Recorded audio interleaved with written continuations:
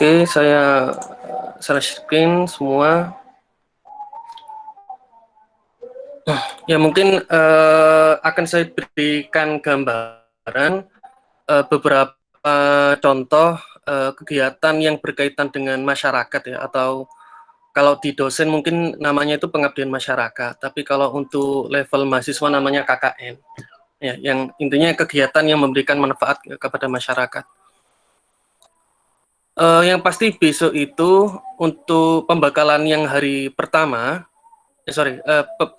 pembekalan utamanya yang tanggal 2 Juli itu nanti oleh Bu siapa kemarin itu ya. Dari LPPM itu sepertinya akan menjelaskan yang ini, yang secara generalnya dulu ya. Nah, kalau yang nanti dari saya itu saya ambil dari materi yang disampaikan oleh Pak Zainal Abidin Ahmad, ya kebetulan beliau dari Pusat Pengabdian kepada Masyarakat dan KKN. Ya, nanti ini saya kombinasikan materi ini dengan kemungkinan nanti saya siapkan juga materi dari saya, gitu. Ya biar nanti apa namanya ada tambahan ya, beberapa tambahan. Oke kita mulai ya. Bismillahirrahmanirrahim. Jadi materi ini kemarin semua dosen dikumpulkan, ya, jadi semua dosen DPL ya, khusus yang pembimbing lapangan KKN dikumpulkan ada sekitar 30 sekian lah, 30 sekian di hasil seleksi. Nah, di sini saya diamanati untuk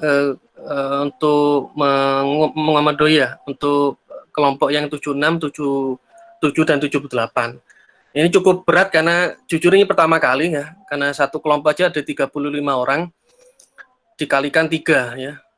Lalu belum lagi nanti luarannya. Nah, nanti kita bahas luarannya atau apa saja, pembagian divisinya apa saja gitu. Cukup banyak. Oke, ini fokus program KKN ya. Kebetulan LPPM sudah bekerja sama pastinya sama beberapa kabupaten kota ya, Bapeda, Dinas Perdagangan, Dinas Pariwisata, kecamatan, kelurahan ini sudah ditembusi semua oleh LPPM ya sebagai bentuk pemenuhan administrasi yang harus dipenuhi. Lalu judulnya ini KKN tematik bela negara ya. Pembangunannya non fisik artinya kegiatannya ini ya sebatas untuk apa ya memberikan manfaat kepada masyarakat, tapi tidak sampai membangun seperti itu, membangun jembatan atau membangun gapura, tidak sampai seperti itu. Tapi sekiranya ilmu-ilmu yang sudah ada didapat ya, mungkin ada yang dari ilmu komunikasi, ilmu dari ilmu komputer atau yang lainnya itu bisa diaplikasikan ke masyarakat ya. Lalu KKN tematik menjadi pintu masuk bagi kegiatan penelitian dan abdi masnya dosen ya. Luaran KKN tematik mendukung kinerja individu bagi dosen pembimbing lapangan, prodi ya, fakultas, LPPM dan UPN secara luas ya. Ini filosofi programnya, mungkin saya akan singkat aja karena bakal panjang ya. Singkat aja kita bahas intinya ya. Ini ada 3 ya, enabling, empowering, protecting. Enabling untuk menciptakan iklim yang mungkin potensi masyarakat berkembang. Jadi nanti kita di situ sepeka mungkin ya, atau kita lihat benar-benar potensi yang ada di desa itu, di kelurahan itu apa gitu. Karena jujur objek adik-adik itu di sini di Gresik ya. Sedangkan Gresik itu kebetulan yang ada dikunjungi kebetulan Gresik kota, bukan Gresik yang apa namanya yang utara, yang bagian mohon maaf yang agak ujung yang ada desa itu ya, tidak, tapi sudah masuk di kota. Nah, sepengetahuan saya kalau di Gresik kotanya itu sebenarnya orang-orangnya sudah apa ya seperti kampung ya, kampung mereka bekerja ya, mereka ada yang buka ruko di depan rumahnya atau ada industri ya, industri rumahan, produk rumahan kayak gitu. Jadi kalau cari potensi wisata alam di situ nggak bisa ya, nggak bisa.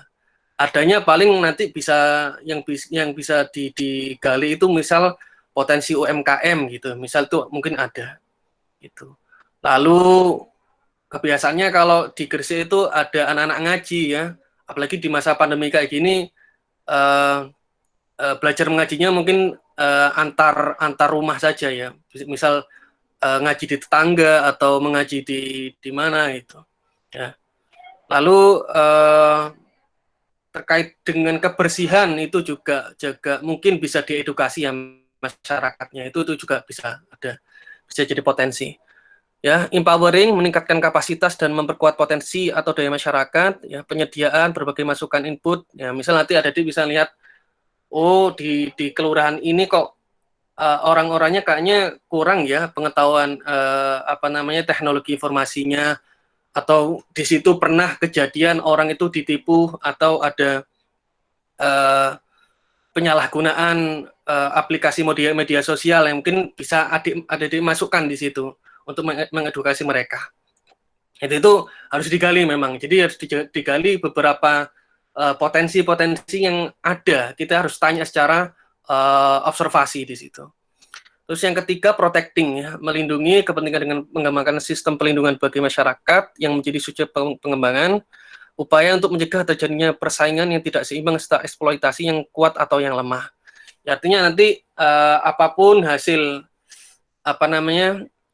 KKN yang ada diberikan itu juga harus diberikan edukasi benar-benar gitu. Berikan penjelasan apa kelebihannya, manfaatnya, kekurangannya, kayak gitu. Ya, enabling, empowering, protecting. Lokasi KKN-nya nanti kita masuk di wilayah Gresik, yang lainnya ada yang di Blitar, Mojokerto, ya, Sidoarjo, Surabaya. Ya.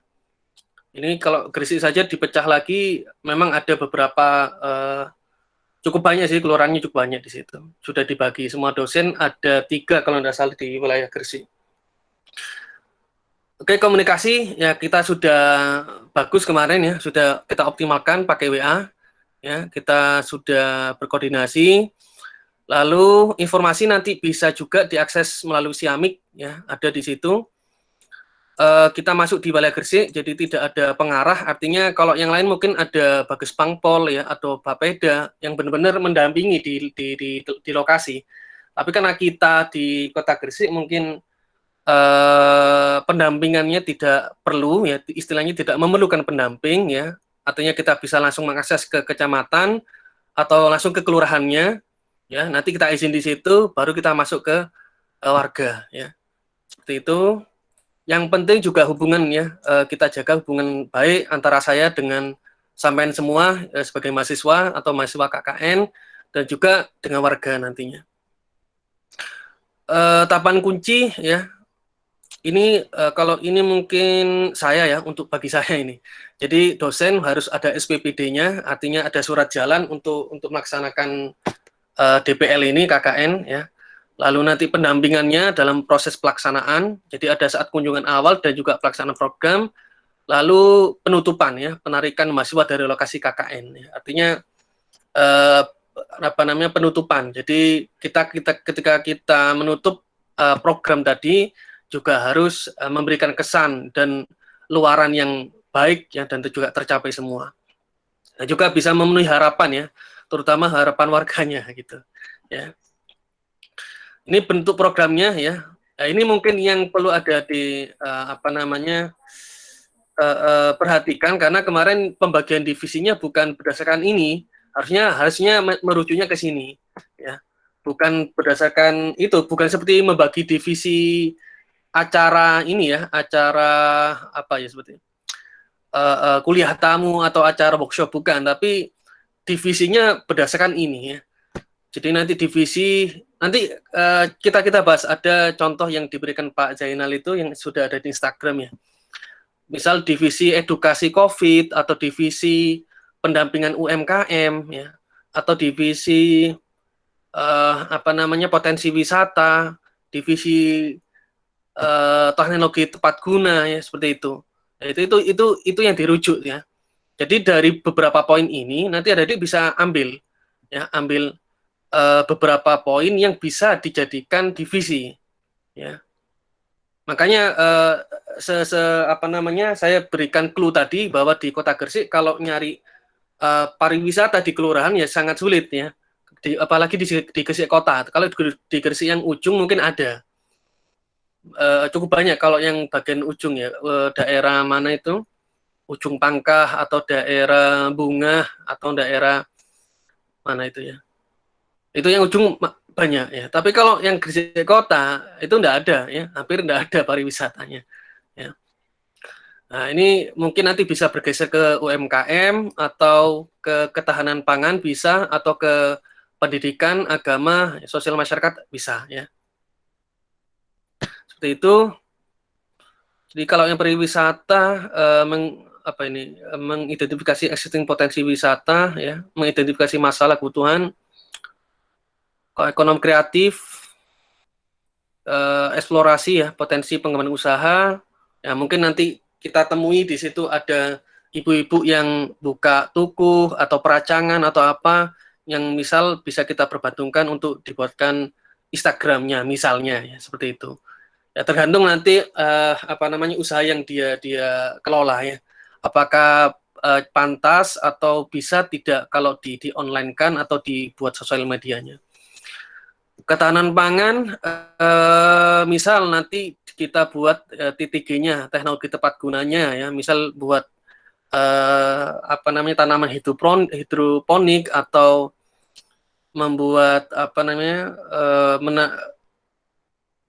buat pot gitu ya, pot yang membuat pot tanaman yang mungkin di depan itu tidak ada, itu bisa dibuatkan pakai kompos, nanti kita anggarkan menggunakan dana KKN itu. Lalu yang terpenting sepertinya ini ya, kita membuat divisi-divisi yang kaitannya dengan kesehatan, apalagi di masa COVID seperti ini, pendidikan, terus juga agama yang terpenting ya. Mungkin di lokasi tersebut misalnya ternyata kita lihat, oh kok kayaknya potretnya itu warga di sini kok kurang ya, sepertinya misalnya ya. Kok kayaknya kurang agamis orangnya misalnya. Nah, itu bisa kita sosialisasikan, kita edukasikan berupa kegiatan ya, misal kegiatan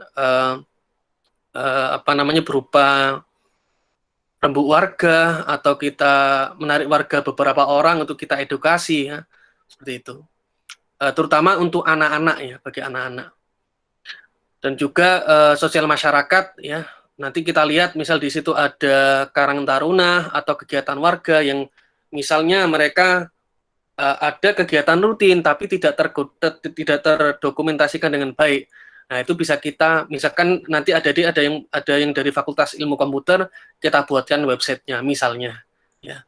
Tapi ya nggak usah yang berbayar ya, kita carikan yang website gratis gitu ya, kayak gitu. Oke, sebelum nanti ada tanya jawab ya, saya coba shortcut langsung ke luaran kayaknya. Nah, ini yang terpenting. Jadi yang namanya kegiatan KKN itu juga ditarget ya, jadi ya. Dari pembagian divisi-divisi tadi diharapkan keluarannya ya, outputnya itu bisa berupa ini. 7 ini wajib tercapai ya. Ini ditegaskan lagi oleh Pak Zainal, ini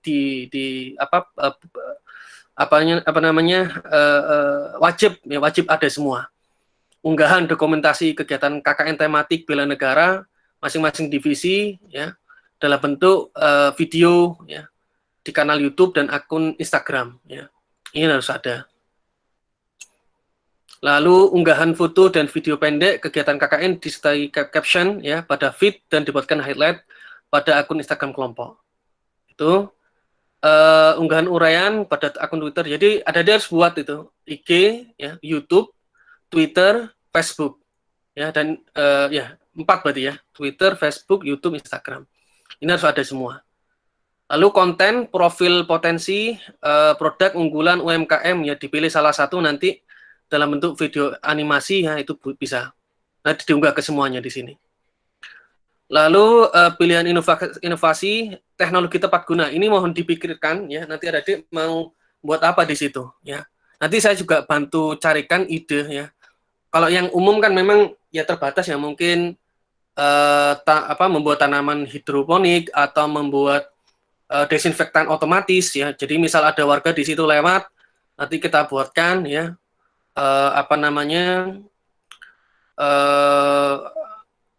alatnya ya. Saya juga belum tahu nanti sensornya nanti seperti apa gitu ya. Nanti mungkin adalah nanti kita cari referensinya.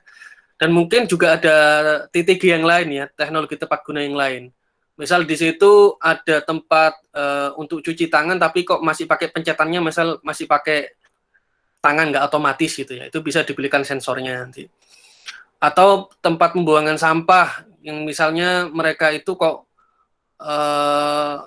apa namanya tempat sampahnya kurang higienis ya, atau kok sudah tidak layak, nah, itu kita bisa perbantukan. Ya, terus nomor 6 sama 7 ini mohon diperhatikan, sangat penting sekali ya. Ada modul program kegiatan utama dan penunjang dan artikel ilmiah. Ya, artikel ilmiah ini nanti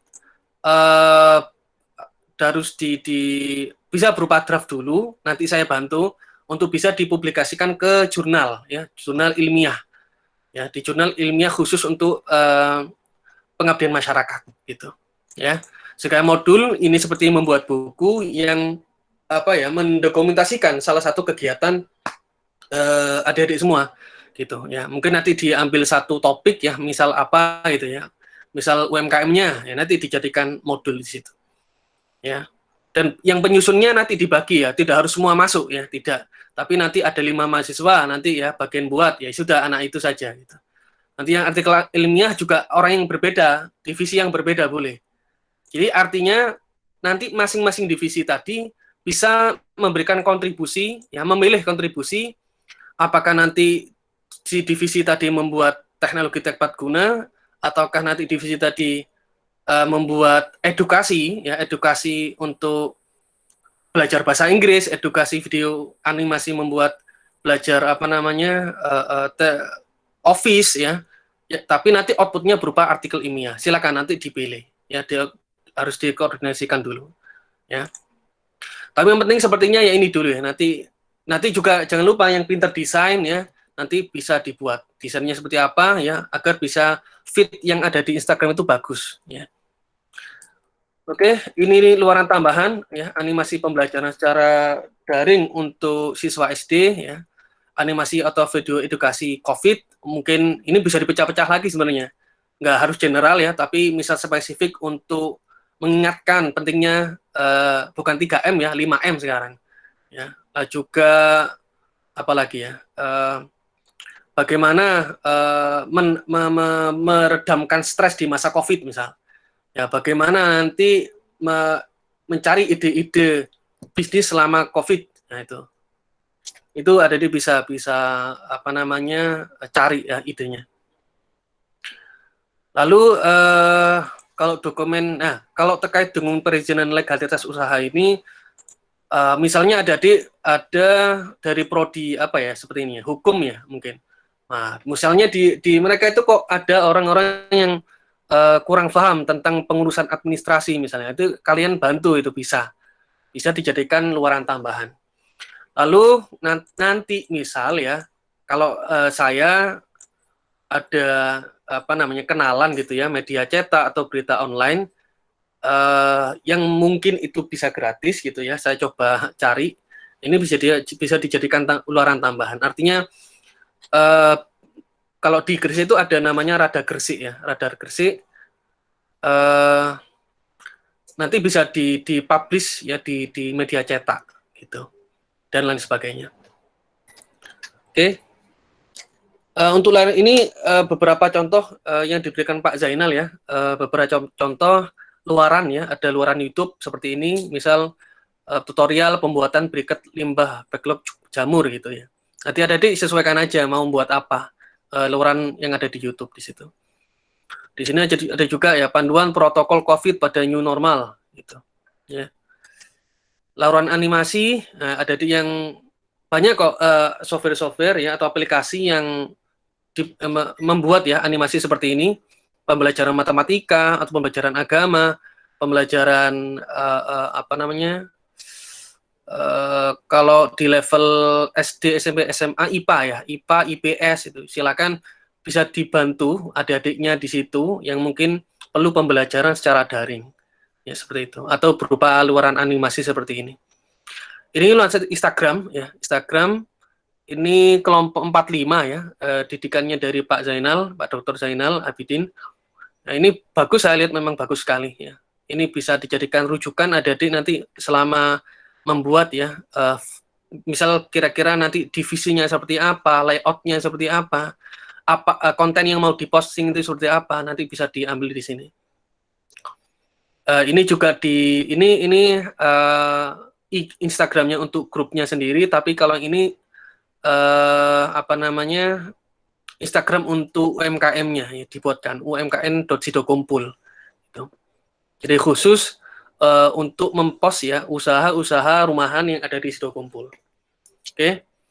Ini luaran TTG ya, teknologi tepat guna, ada automating disinfektan sprayer. Nah, ini nanti coba saya eksplorasi ya, ada juga mengeksplorasi kira-kira gimana cara membuatnya gitu ya. Ini juga ada ini apa namanya tempat cuci tangan ya, tapi saya kurang tahu apakah ini sudah otomatis atau masih hanya berupa ember saja ya.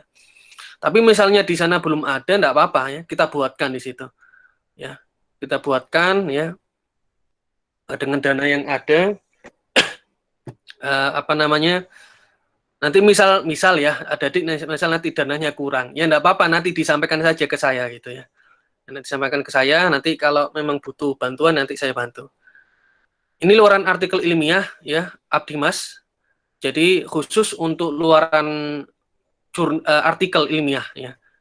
Misalnya di submit di jurnal Abdimas Bela Negaranya UPN ya, atau di jurnal ilmu komunikasi lainnya seperti ini. Nah, ini kan bukan semua divisi yang mengupload, tapi satu divisi. Ya, salah satu divisi memenuhi satu luaran. Jadi misal di sini pemanfaatan limbah backlog jamur tiram gitu ya. Ini yang dibahas. Gitu. Ya, ini yang modul ya, ini yang modul. Jadi yang di sini penulisnya itu Bapak Dr. Zainal Abidin ya, dengan Pak Didi. Tapi di sini juga ada nama mahasiswa ya. Di sini ada nama mahasiswa. Ada 1, 2, 3, 4, 5, 6 ya, ada 6. Jadi satu divisi itu membantu untuk menyelesaikan modul. Ya, ini berarti menandakan bahwa divisi tugasnya bisa dibagi-bagi ya, bukan semua divisi membuat modul, bukan. Tapi satu divisi nanti bisa memberikan luaran satu modul. Gitu ya. Sedangkan divisi yang lain ya nanti bisa membuat video animasi, nanti membuat artikel ya. Yang penting jangan sampai ini ya, apa namanya double ya, karena effortnya juga nanti besar. Ini luaran berita, luaran tambahan tapi ya. Itu. Sebenarnya kalau mau, saya juga ada kegiatan Abdimas sendiri kebetulan. Nah, saya sudah kontak beberapa media cetak itu mengatakan ya, menyampaikan biayanya itu sekitar berapa? 500.000 kalau tidak salah. Ya, tapi kalau kata Pak Zainal itu kalau kenal gitu sebenarnya gratis ya, karena media pun butuh konten sebenarnya. Ya, ini masalahnya saya juga tidak seberapa kenal sama beberapa apa namanya wartawan ya, saya juga belum ada kenalan gitu ya. Ya, jadi seperti itu. Ini program penataan lingkungan ya. Ada yang kalau pinter painting ya, apa namanya ini melukis ya, silakan nanti kalau ada dinding yang kosong dan diizinkan oleh masyarakat di sini untuk dilukis ya silahkan. Tapi benar-benar bisa melukis ya, jangan sampai nanti hasil lukisannya malah jembet semua, malah kampungnya nggak bagus gitu ya. Oke, ini hidroponik ya untuk TTG ya, untuk program ketahanan pangan. Ini edukasi COVID ya, administrasi desa. Ini beberapa divisi sebenarnya ya, beberapa divisi. Jadi yang pintar membuat poster ya seperti ini silakan ya, bisa dicetak nanti. Intinya dana nanti yang diberikan oleh BPM silakan diefisiensikan ya, karena memang harus dibagi-bagi dengan kebutuhan masing-masing divisi nanti ya. Dan memang terkadang KKN itu kita sendiri yang memang harus legowo ya untuk meluangkan ya uang kita, menyisihkan uang kita untuk kegiatan ini ya. Jadi itu istilahnya jangan hitung-hitungan lah gitu ya. Kapan lagi ya Deddy melaksanakan KKN ya. kita berikan yang baik ya, yang terbaik untuk masyarakat ya. Sehingga nanti manfaatnya bisa dirasakan masyarakat, sama sendiri, UPN dan juga prodi masing-masing. Oke, sebelumnya ya silakan kalau ada yang ditanyakan. Sebelum saya lanjutkan, mungkin saya berikan contoh-contoh mungkin lebih ke arah edukasi yang pernah saya lakukan ya. Silakan, kalau ada yang ditanyakan. Pak, izin bertanya. Ya, silakan Mbak. Untuk artikel ilmiah, itu kan kalau misalnya kita buat jurnal, terus kita submit di publisher, itu kan ada tahap review ya Pak. Sedangkan masa KKN itu kan 1 bulan. Kalau misalnya itu melewati jangkanya tapi belum publish, itu bagaimana ya Pak? Oke, baik Mbak Diajeng Putri ya. Kemarin yang disampaikan Pak Zainal, sebenarnya kalau artikel itu bisa berupa draft dulu, ya, berupa draft dulu. Bahkan Pak Zainal sendiri itu yang menyelesaikan. Jadi adik-adik misal nanti ada 5 mahasiswa gitu ya, 5 mahasiswa yang membuat untuk divisi itu, membuat artikel 5 orang. Dan saya turut membantu untuk proses penulisannya, gitu. Nah, tergantung nanti saya nanti mau ditempatkan kan nanti ada nomor urut di situ ya, Mbak ya.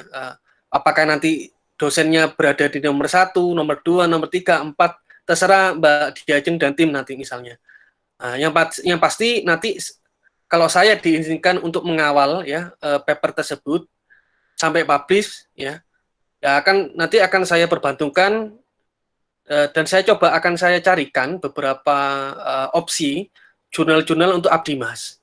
Kebetulan memang saya sendiri juga ada kegiatan yang lain dan saya juga ada list-list untuk jurnal abdi mas itu ya. Dan kalau bisa memang yang gratis ya, memang cari yang gratis ya. Karena beberapa penyedia jurnal itu ada yang berbayar Mbak, sampai 500.000 itu ada ya. Nanti bisa kalau dilihat namanya itu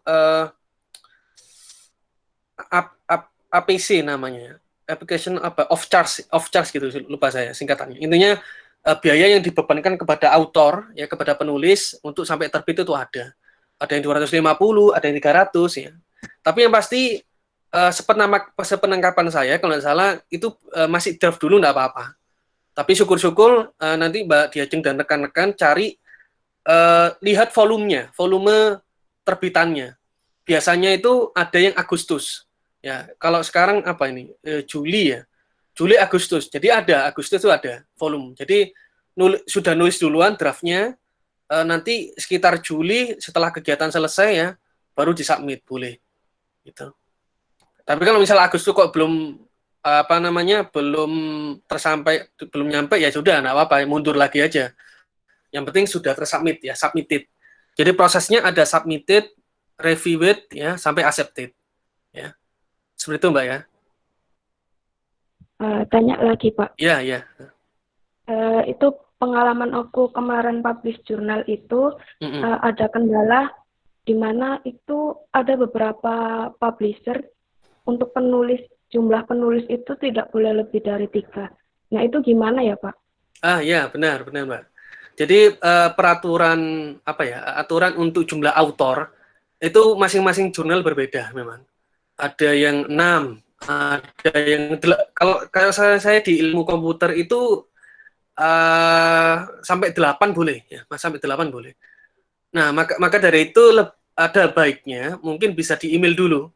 Bisa di-email dulu ke pihak jurnal, kita tanyakan maksimal jumlah autornya berapa gitu. Seperti itu Mbak.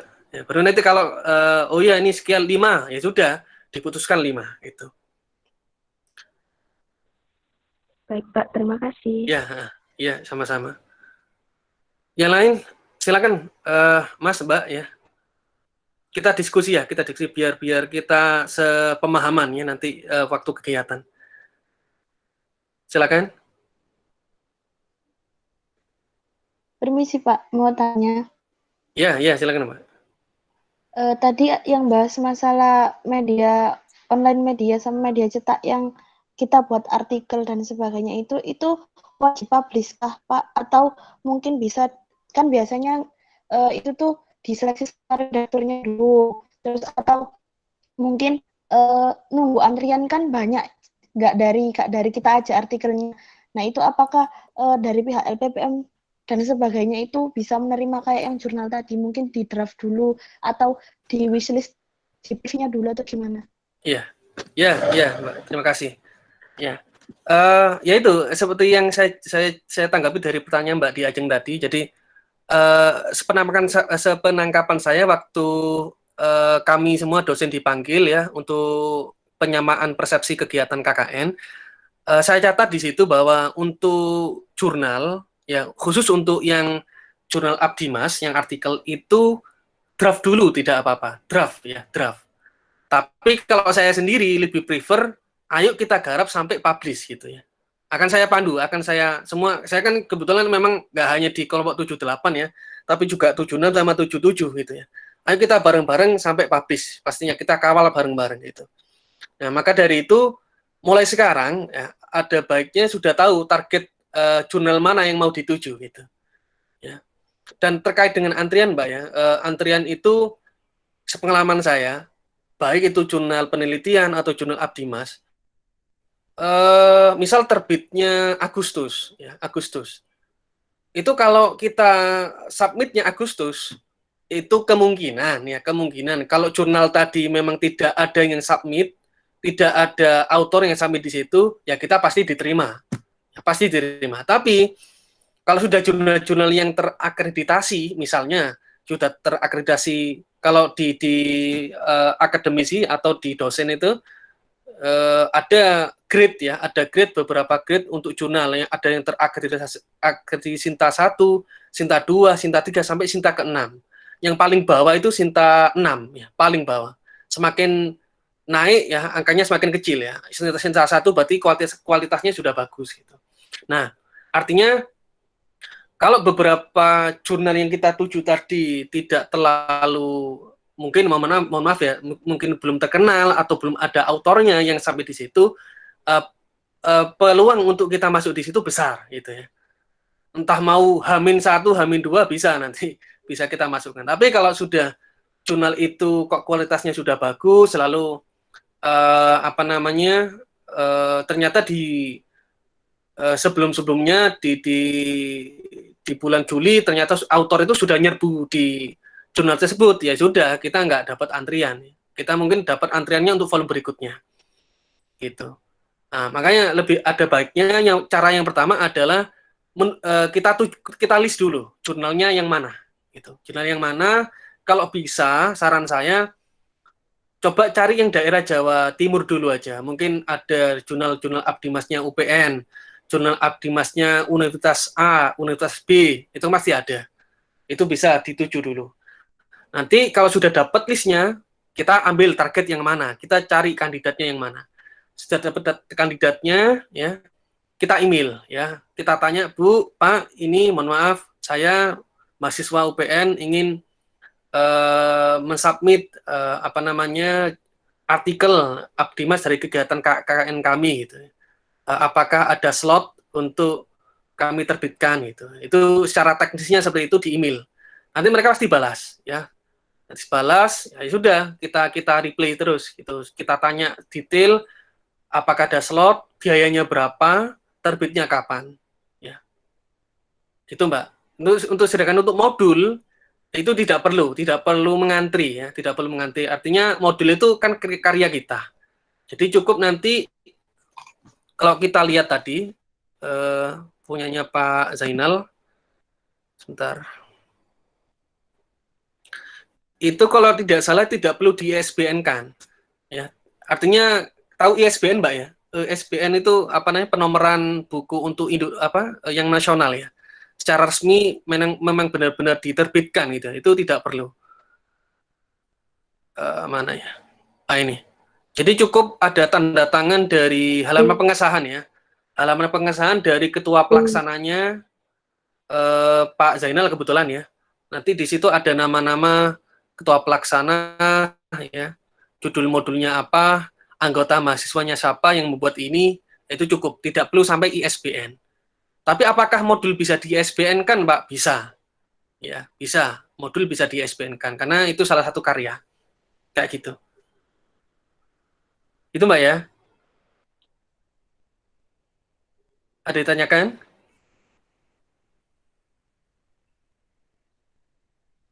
Halo?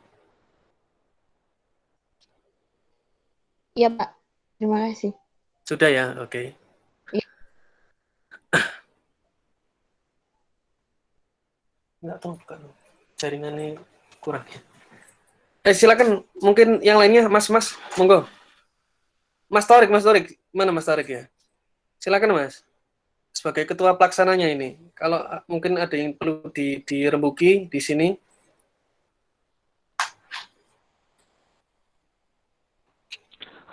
Permisi Pak, mau bertanya bisa Pak? Ya, silakan Mas.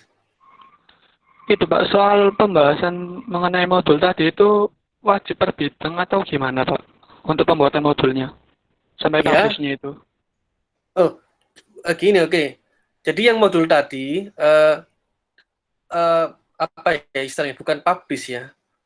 Ya intinya selesai ya. Karena kalau publish itu berarti kan secara resmi ada yang menerbitkan Mas, gitu. Sedangkan kalau modul yang tanpa ISBN, nomor induk untuk buku yang resmi, misal di kayak zaman beli buku kan ada nomor ISBN-nya secara resmi yang dikeluarkan oleh Perpus ya, atau apa namanya, Perpustakaan Nasional. Nah, itu tidak perlu sampai itu. Jadi cukup sampai nanti sama tim membuat misal bab 1, bab 2, bab 3, bab 4 sampai bab 5 misal yang sudah disusun ya, misal topiknya tentang pendampingan UMKM misalnya. Ya sudah dibuat saja nanti sampai sahnya itu ya ada halaman pengesahan dari ketua pelaksananya kayak gitu, dan ada nama timnya di situ ya. Jadi nggak sampai ini, nggak ada istilahnya publish ya, tapi sampai selesai ya, modulnya selesai gitu aja Mas, gitu. Berarti kalau beda yang sama kata sampean tadi Pak, yang waktu Yang mana? jurnalnya sampai publish itu beda lagi berarti Pak ya? Oh ya, oke ya, ini kita bahas lagi, oke. Kalau yang sampai publish tadi namanya artikel Mas, artikel ilmiah, beda ya. Satunya tadi artikel ilmiah, satunya lagi modul ya. Ini coba dilihat lagi sebentar. Ya. Ini dilihat dulu ya. Sini, luaran wajibnya ada modul program kegiatan utama dan penunjang, artikel ilmiah dari kegiatan utama dan penunjang ya. Ini bisa dilihat. Kalau yang luaran modul ya, mana ini? Ini ya. Modul pembuatan automatic disinfectant sprayer ya. Yang apa namanya? Yang penunjang ya, edukasi untuk meningkatkan kesadaran ya masyarakat terhadap pentingnya protokol kesehatan COVID. Beda Mas ya. Nah, yang artikel ya, ini sama lihat pemanfaatan limbah backlog, satunya pemanfaatan media sosial untuk UMKM. Beda ya. Ya, ini terbitannya di jurnal ya. Kalau ini cukup, yang modul cukup halaman pengesahan dari ketua pelaksananya. Ya. Kayak gitu, Mas. Oh, kalau yang itu Pak, mau tanya untuk yang berarti per bidang itu wajib ada modulnya atau gimana Pak? Ya, ini yang mungkin akan saya konfirmasi lagi, Mas. Jadi modul program dan artikel ilmiah, ya, ini ada modul program kegiatan utama dan penunjang. Ini nanti saya coba tanyakan lagi ke Pak Zainal ya. Ini apakah dan atau ya? Ya, ini juga saya masih bingungkan. Apakah ini dua-duanya atau salah satu? Ini kan kadang bahasa ketika membuat PowerPoint seperti ini kan juga masih general, Mas. Jadi perlu saya pastikan kembali ya. Apakah modul program kegiatan ini kegiatan utama saja bisa atau penunjang saja bisa atau harus dua-duanya? Kayak gitu. Oh Ya. iya Pak. Karena kegiatan utamanya kan tadi beda ya. Yang utama itu mana tadi?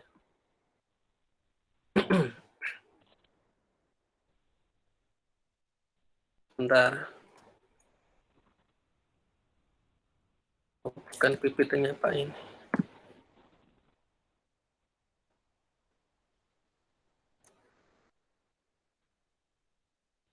Nah, ini ya. Yang utamanya itu bidang pariwisata dan ekonomi kreatif ya. Kalau yang penunjang ketahanan pangan sama pendidikan agama kesehatan ini. Jadi beda ya, beda. Tapi bidang utama ini bisa dipilih salah satu kalau menurut saya, karena belum tentu kan kelurahan tadi itu ada pariwisata kan itu. Kemungkinan adanya ekonomi kreatif kayak gitu. Itu Mas ya. Oh iya Pak, baik Pak. Berarti untuk yang ya. tadi, menurut Bapak yang UKM ekonomi kreatif itu berarti per kelompok, satu kelompok itu atau gimana Pak? Atau per bidang atau gimana? Oke, jadi nanti divisinya ya. Jadi divisinya bisa mengambil beberapa tema utama sama tema penunjang tadi, Mas. Contoh, ini saya langsung aja. Ya, paham ya? Contoh. Iya Pak, paham. Ini kita lihat aja, kemarin kan sudah di-share sama Mas Torik ya, kalau tidak salah. Nah, ini ada divisi, misalnya divisi inovasi teknologi tepat guna penanganan COVID. Nah, ini TTG-nya untuk COVID. Kan COVID tadi masuk ke bidang apa tadi? Kesehatan ya, bidang kesehatan. Ini bisa juga ada divisi relawan COVID misalnya, gitu. Ya, ada divisi pemberdayaan wirausaha UMKM. Ini masuk yang apa namanya tema utama ya, tema utama. Terus yang penunjang bisa juga yang satunya edukasi protokol kesehatan COVID-19, yang ini divisi inovasi teknologi tepat guna penanganan COVID-19. Nah, kan sudah beda. Satu sama-sama COVID ya, tentang COVID, tapi satunya edukasi, satunya TTG.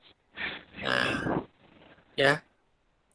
Misal divisi lain, ini juga pakai ini yang tema penunjang ya.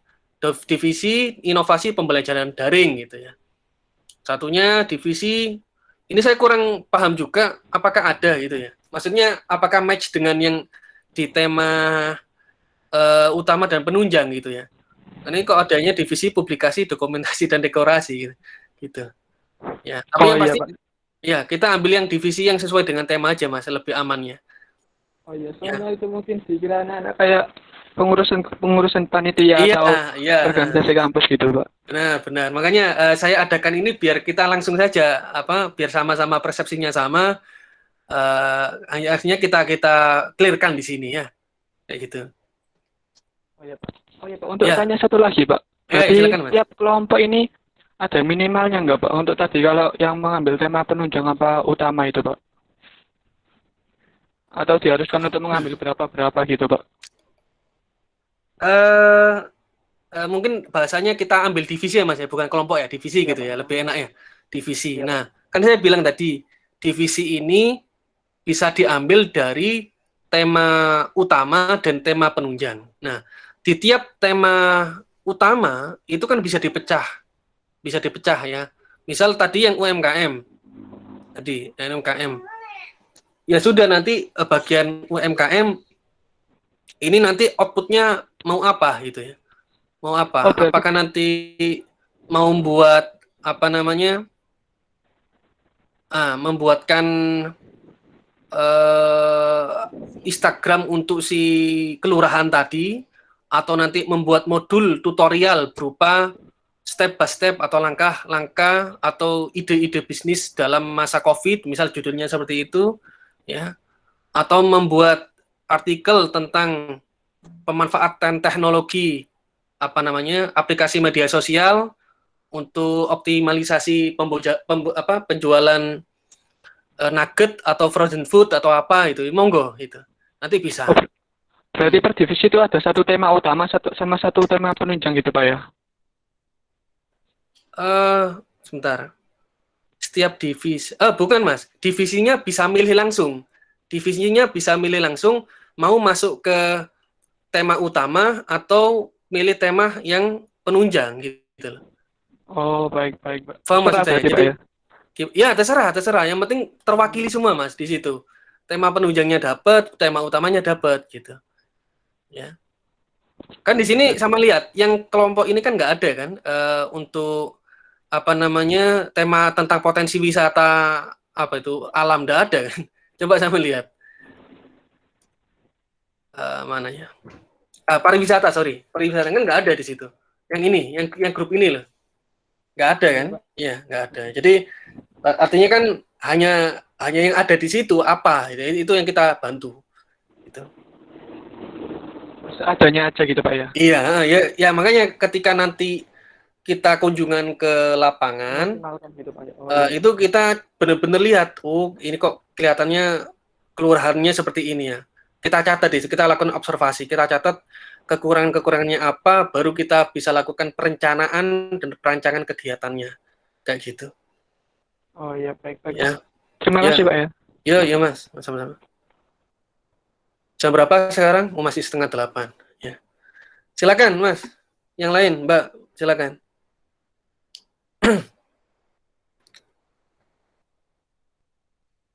Oh ya, tambahan ya informasi. Yang pasti nanti ketika kegiatan di sana, kita tidak mungkin ya, misal 25 anak langsung terjun ke tempat, tidak boleh ya. Kita tidak bisa seperti itu karena sekarang COVID-nya juga lagi genting ya.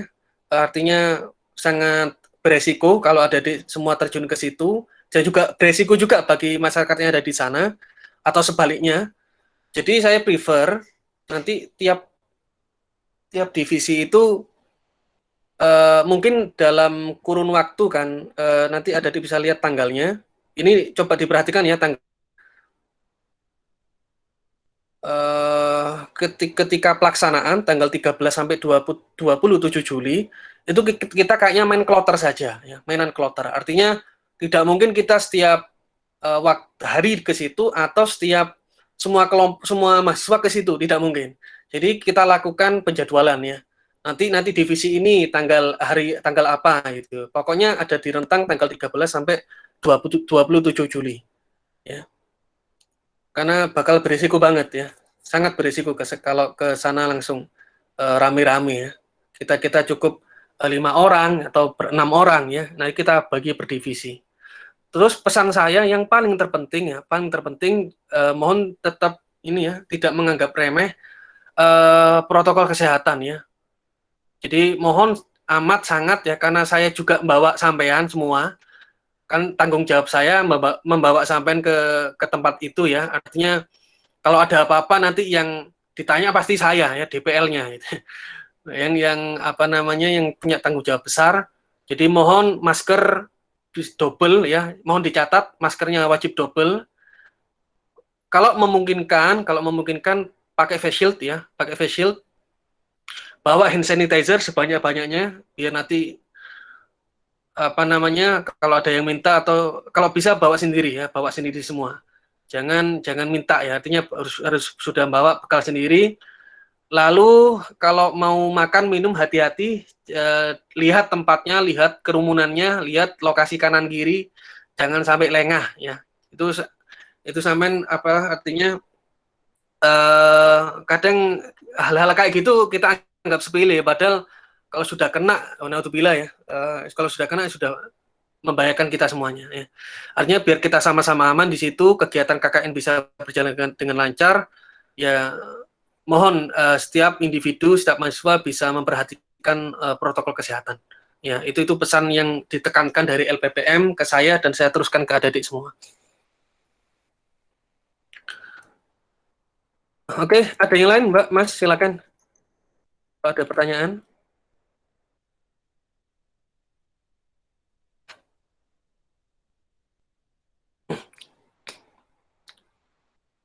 Ada lagi? Mohon maaf Pak, itu di kolom chat ada Mbak Rizky Nur yang nanya. Oh iya. Oke, ya terima kasih Mbak Rizky. Mohon maaf Pak, izin bertanya, dikarenakan takut jaringan kurang stabil, ini ada tentang pembuatan berita yang dipublish. Jikalau beritanya masih dalam proses preview, apakah boleh disertakan atau harus publish? Karena portal berita online milik salah satu dosen juga harus sesuai dengan antrian preview redaktur minggu lalu mengenai pembuatan modul, jurnal, dan sebagainya. Jika nama yang dimasukkan hanya sekitar 5-8 orang, bagaimana dengan anggota yang lain? Oke, ya. Ya, terima kasih. Sebentar, kalau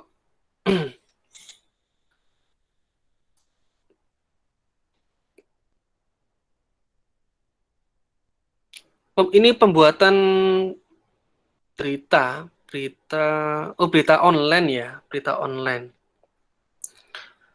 Review redaktur tiap minggu. Bukan media cetak ya, portal online ya. Itu kan berarti masuk luaran tambahan, ya. Kalau yang ini sepengetahuan saya memang ada antriannya, ya, ada antriannya. Artinya portal online itu kayak apa ya? Contohnya sebentar. Ada kok beberapa website yang saya lupa apa sih namanya itu.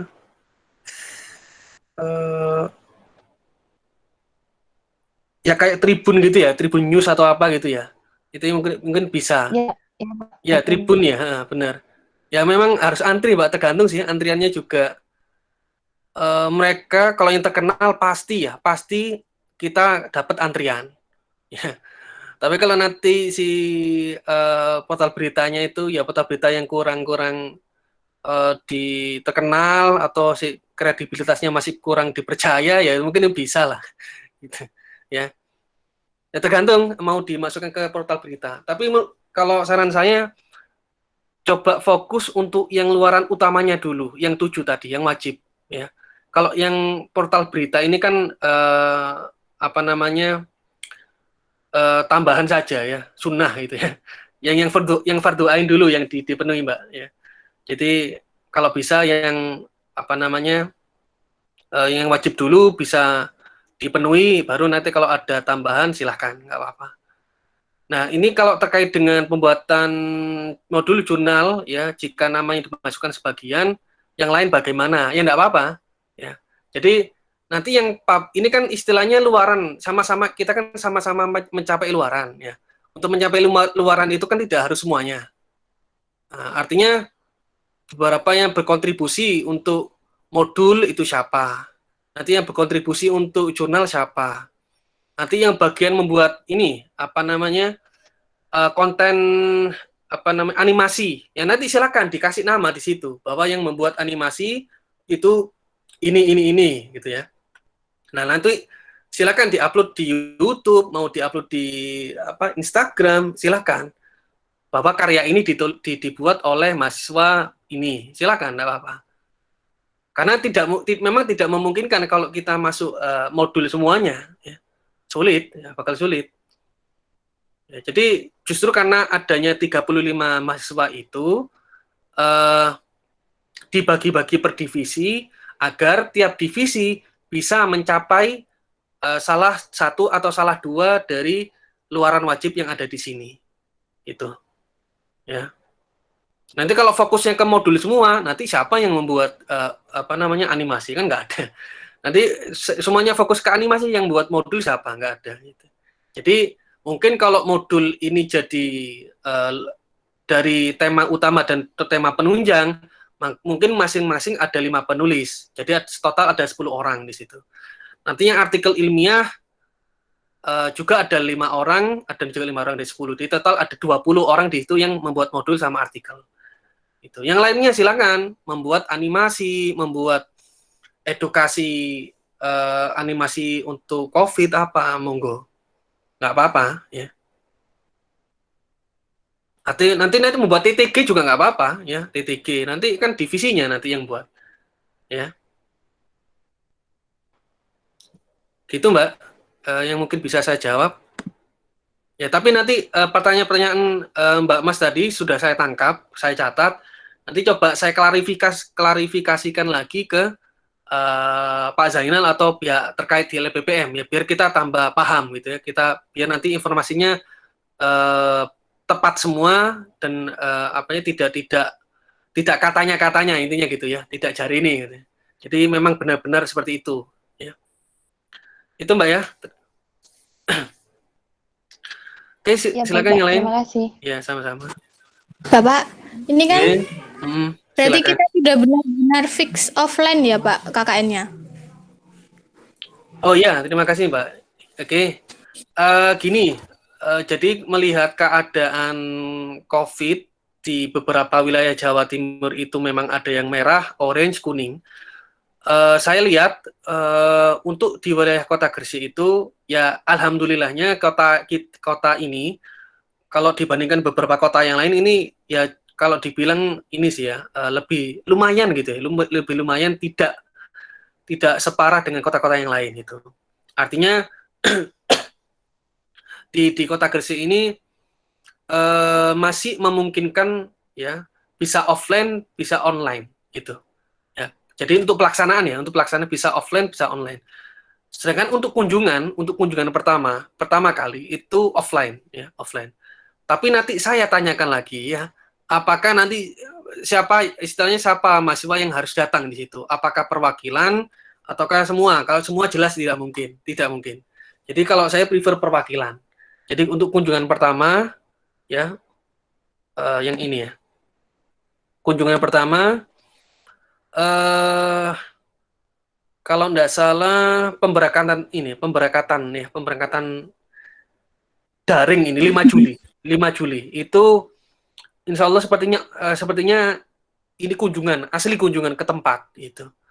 Lalu nanti dari kunjungan tadi kita dari perwakilan mahasiswa tadi mulai nyusun bareng-bareng semuanya tiap divisi 6 sampai 12 ya. Baru nanti pelaksanaannya tanggal 13 sampai 27 Juli. Nah, ini baru kita rolling yang pelaksanaan gitu. Kalau di foto kan kelihatan di situ ya. Yang di mana tadi? Karena ini paling ada 5 orang ya, ada 5 orang, ini 5 orang ya, bisa dilihat. Ya. Ini hampir 5 orang di situ. Ini enggak semuanya. Berarti nanti tiap berapa hari sekali itu ya Pak, peserta KKN yang di Sido Kumpul itu gantian gitu maksudnya yang datang di tempatnya. Insya Allah seperti itu Mbak. Ini bisa bayangkan Mbak, nanti kalau di sini ada 34 orang gimana? Pasti walaupun ada surat izinnya, jelas nanti dikomplain lah sama warga, sama aparat setempat pasti dikomplain. Ya. Berarti ini nggak ada rumah singgah buat yang misalkan nggak dari Gresik semua ya Pak, ada yang dari Lamongan, Bojonegoro, itu nggak dikasih misalnya izin buat kepala desanya lah Pak, minta rumah singgah satu meski nggak ditempati semua anggota KKN-nya, tapi kan ada yang dari luar kota gitu loh Pak.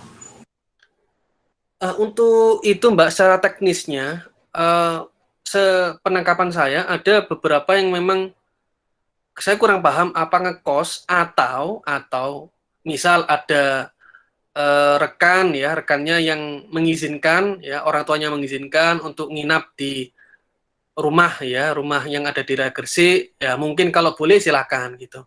Kalau percaya gitu ya, kan masanya ini masa Covid ya gitu. Nah, alternatif yang lain ya memang sulit ya, di masa seperti ini memang sulit sekali.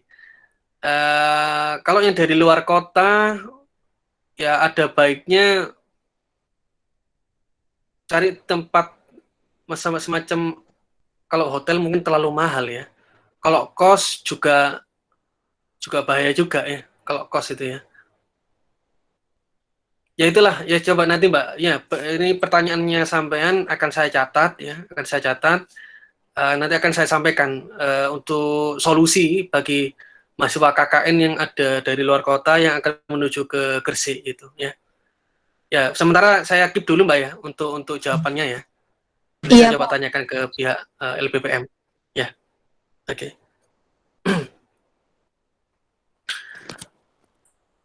Oke, saya catat dulu. Ya, silakan Mbak. Mbak, ini yang di slide PPT ini, yang di bidang garapnya itu kan penunjangnya dia ada bidang pendidikan, agama, dan kesehatan.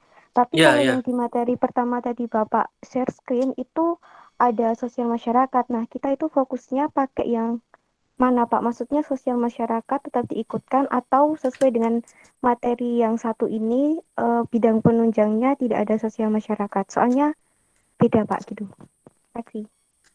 Ya. Terima kasih Mbak. Oke. Yang tadi ya.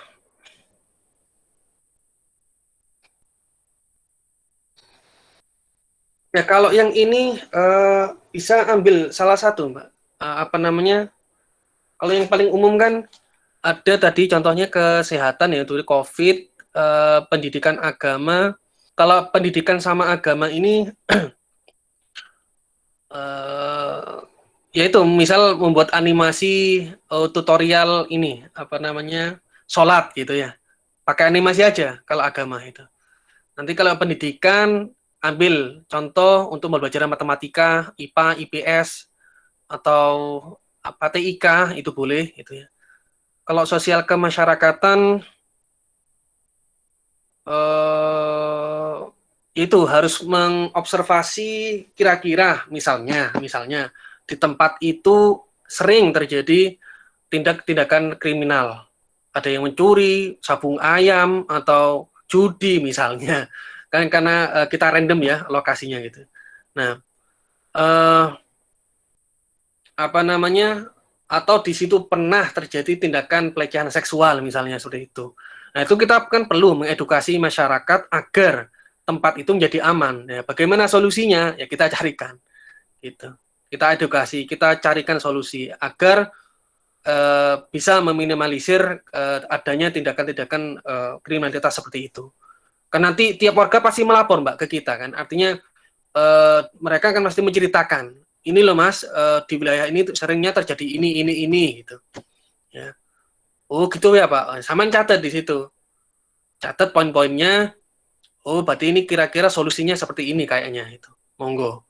Ya. Nanti ada lagi apa tentang apa namanya? Di sana itu banyak ibu-ibu yang kasar kalau sama anaknya. Terus apa namanya? Banyak atau selisih antar tetangga karena masalah uang misalnya. Itu kan ada potensi di situ ya. Nah, sosial kemasyarakatan. Nah, itu perlu kita berikan edukasi. Ya terserah nanti masyarakat mau menerima atau tidak, ya monggo. Yang penting kan kita sudah berikan solusinya gitu loh. Sehingga masyarakat di situ jadi guyup ya, adem, tentrem, ayem gitu.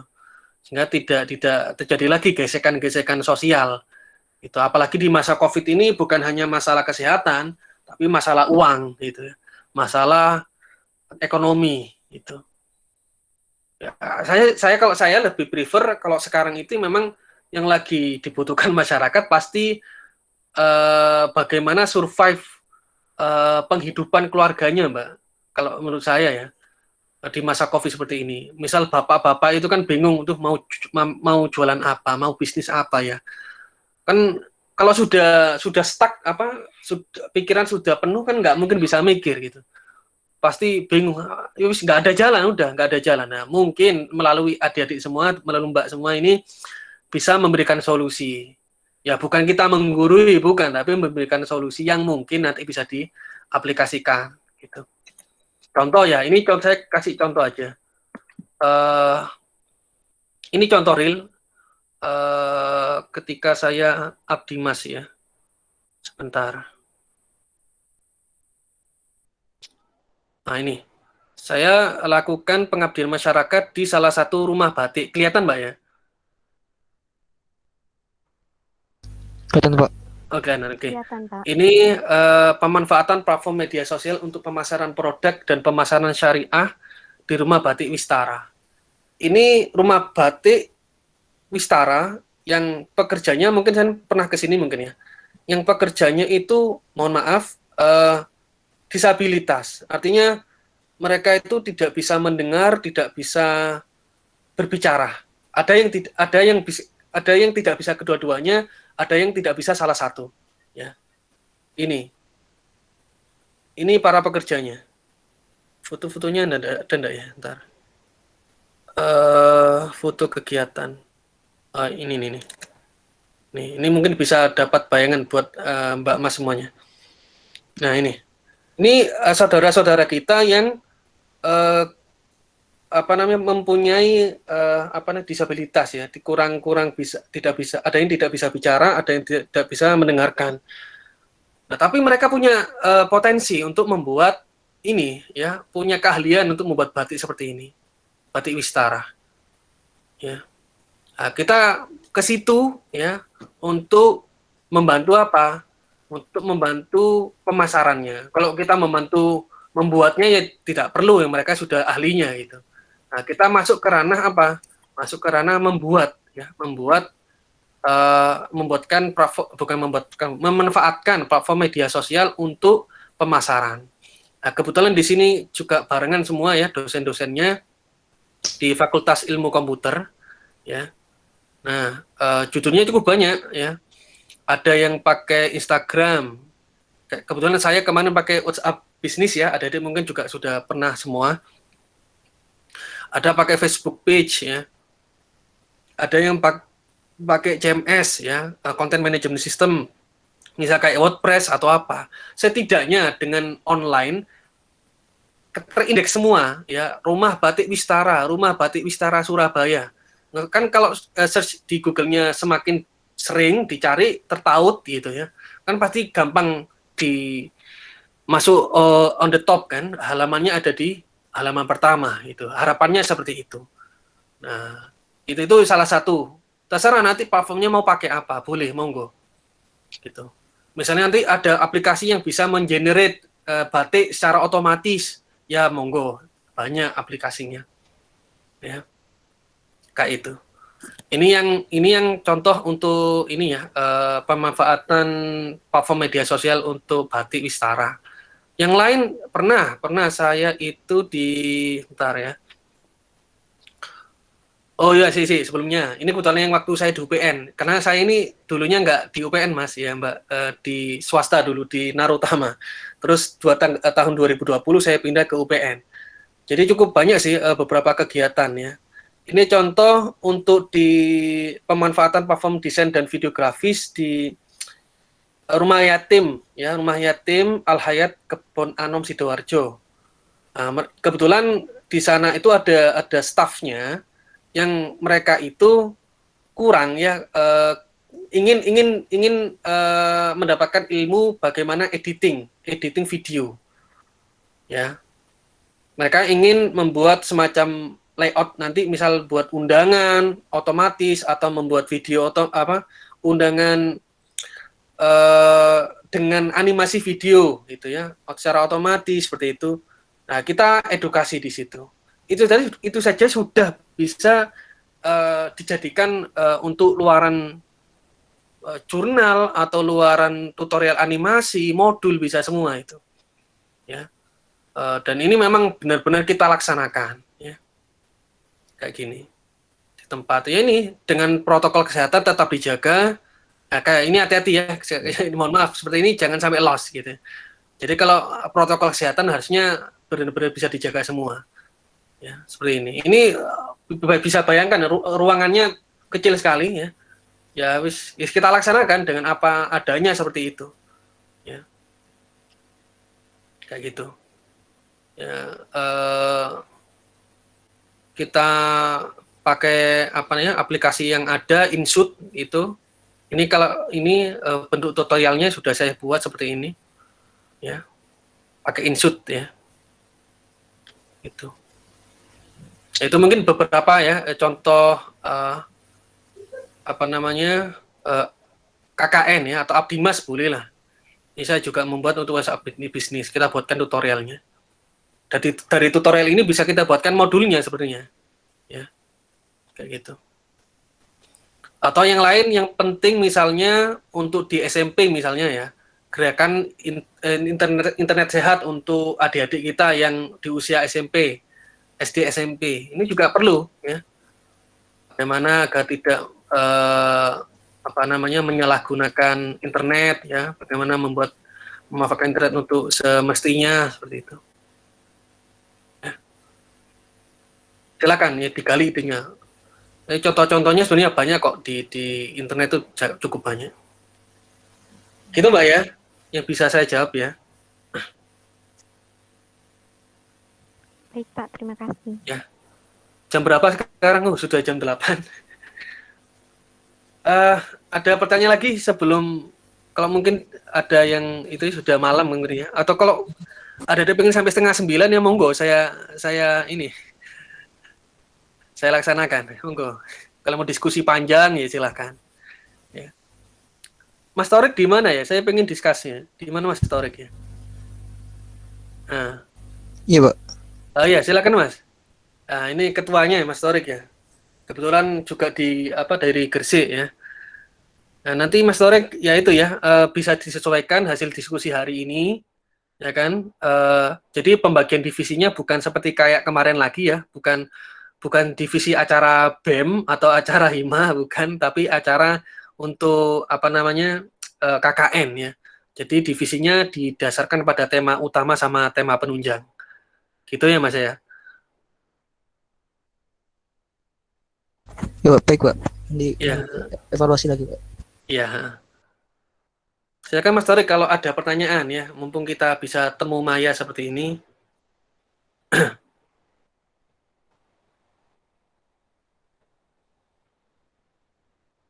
Dari saya masih belum, Pak. Oh iya ya, oke siap. Ya yang terpenting itu ya, kalau hanya dari luar kota, sangnya protokol juga yang penting ya,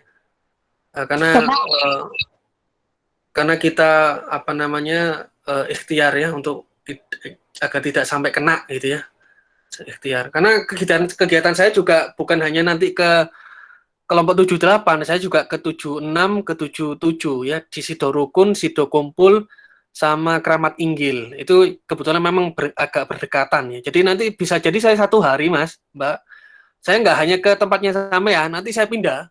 Mungkin di tempat 78 ya, entah di Sidorukun nanti saya pindah. Mungkin 2 jam nanti saya pindah ke Sidokumpul. Dari Sidokumpul nanti saya pindah lagi ke Keramat Inggil. Nanti sudah selesai saya balik lagi. Pokoknya saya kloter seperti itu. Ya cukup banyak jadi. Bapak, ya silakan Mbak. ini kan misal saya kan dari Lamongan, terus saya punya temen juga dari Lamongan gitu. Kalau minta satu jadwal gitu biar maksudnya kalau ke Gresiknya bareng gitu, PP-nya bareng, terus pas di penginapan juga bareng gitu loh Pak. Biar ada temennya juga pas pulang pergi gitu. Itu bisa nggak Pak? Boleh.